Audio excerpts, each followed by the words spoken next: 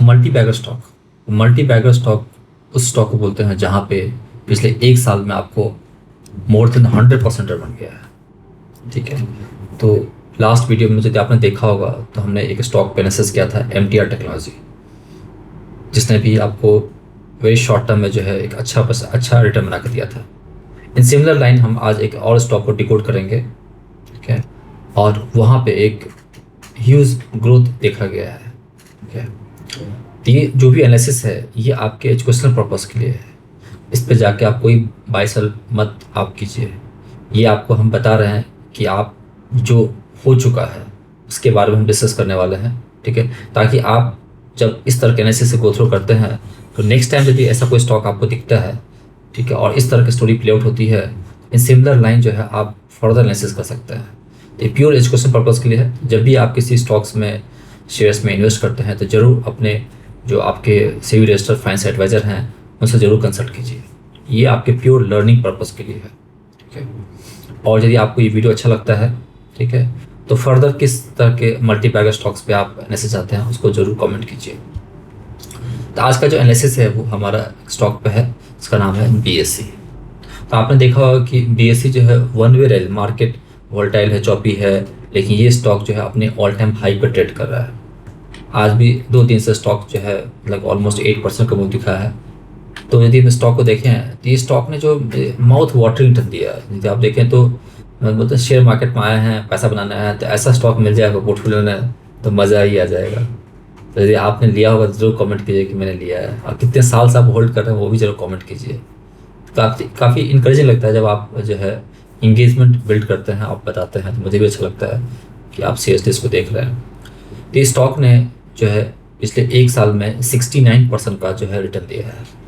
और यदि 3 ईयर्स के बेसिस पर देखें और in the terms of compounding बात करें तो 188% का रिटर्न दिया है। 5 साल में 119% कंपाउंडिंग दिया है। CAGR के टर्म्स बात कर रहे हैं।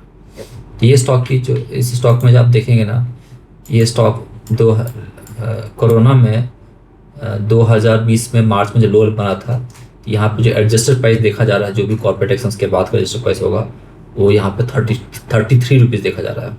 और ये शेयर 33 रुपीज़ से बढ़ के ये स्टॉक जो है 350 तक गया। फिर इसमें फॉल आई, स्टॉक जो है 138 तक आया। फिर स्टॉक ऊपर गया और उसने 1081 का हाई लगाया।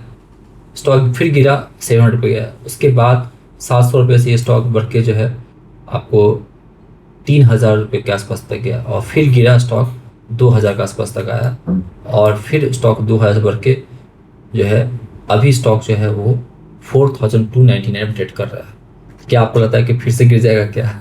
तो भी आप कमेंट कीजिए। ठीक है, तो अभी के पिछले 3 महीने से stock higher top higher bottom बना रहा है और स्टॉक में बुलिश जो है एक मोमेंटम देखा जा रहा है। तो इसके पीछे रीज़न क्या है, तो उस रीज़न को डिकोड करेंगे। तो अभी आप देखो कि हर रैली के पीछे एक टेलविंड होती है। तो इसमें अभी टेलविंड ये है कि ये शेयर जो है निफ्टी 50 में इसका इंक्लूजन हो सकता है। ठीक है, जैसे मान लो कोई टीम इंडिया में आने वाला है, ठीक है, क्रिकेट की बात टेक्नोलॉजी बात कर रहे हैं, ठीक है, तो ज़रूर उसके पीछे उसका एक परफॉर्मेंस होता है। तो इसी प्रकार BSE का जो अंडरलाइंग परफॉर्मेंस हुआ है उसके बेसिस पे जो कि मार्केट में अप्रिशिएशन हुई है, market valuation rich valuation trade कर रहा है, तो ये जो है एक एग्जिस्टिंग कंपनी को रिप्लेस कर सकती है, इसका नाम है विप्रो। तो पिछले मतलब कि 6 महीने के साथ देखा जाए तो इस शेयर्स में काफ़ी ग्रोथ देखा गया है, और साइमल्टेनियसली BSE जो विप्रो का शेयर है उसमें काफ़ी डाउनफॉल देखा गया है।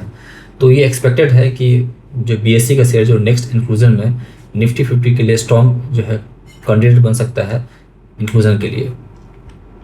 तो ये जो है सितंबर में जो है, हाँ, सितंबर में इसका जो है डेडलाइन है, तो अगस्त से ही आपको मान चल जाएगा। तो ये हो सकता है कि जो है निफ्टी 50 में आ सकता है। तो यदि निफ्टी 50 में आता है तो यहाँ पे जो एक पैसिव फंड का पैसा आ जाता है, इंडेक्स फंड का पैसा आ जाएगा, ETF को थ्रू फंड होगा, तो लगभग जो है $657 मिलियन का जो है इसमें इनफ्लो आ सकता है। और वहीं पे विप्रो में जो है $225 मिलियन का आउटफ्लो हो सकता है। तो अब सवाल आता है कि BSE क्यों, और भी कंटेंट जो है कंसिडरेबल स्टॉक है, जैसे पॉलीकैब है, ICICI AMC है, बहुत सारे ऐसे स्टॉक्स हैं।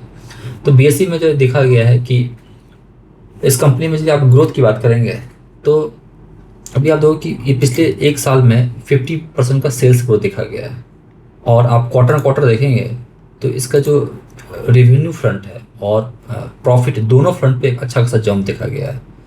तो 61% का जो है क्वार्टर क्वार्टर ग्रोथ देखा गया है यदि आप पिछले एक साल का देखते हैं तो, और रेवेन्यू में 85% का ग्रोथ देखा गया है।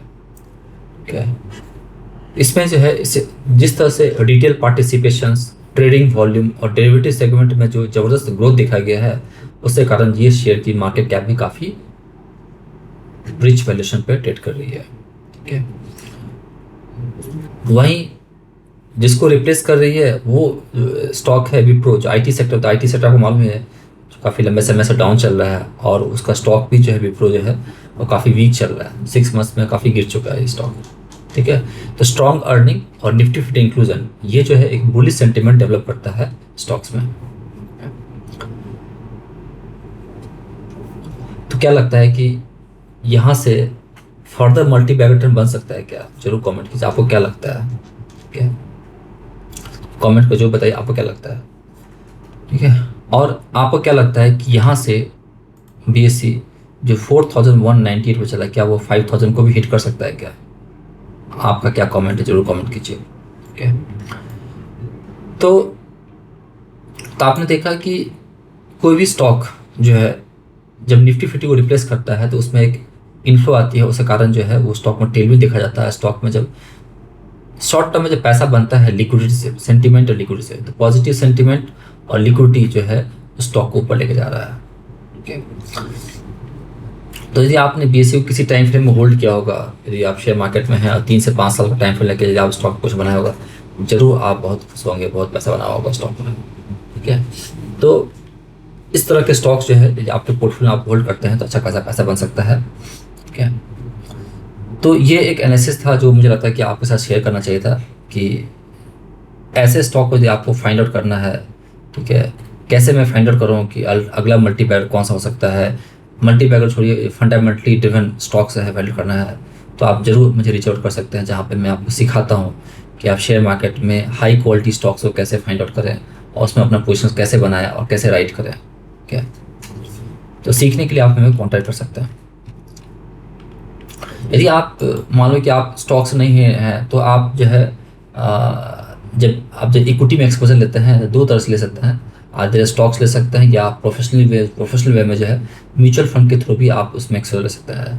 तो कुछ फंड हाउस है जो है बहुत सारे AMCs हैं जो इसमें स्टॉक्स एक्सपोजर लेते हैं। ठीक है, तो जब आप स्टॉक्स में लेते हैं तो आपकी रिस्क बढ़ जाती है, लेकिन जब आपका पैसा एक बास्केट को थोड़ा पैसा आता है तो आपकी रिस्क इसमें मिनिमाइज हो जाती है। ठीक है, तो आपको सीखना है या आप म्यूचुअल फंड के थ्रू आप इसमें इन्वेस्ट कर जाते हैं तो आप हमें जरूर कॉन्टैक्ट सकते हैं। चलिए, तो वीडियो को यहीं वाइंड अप करेंगे।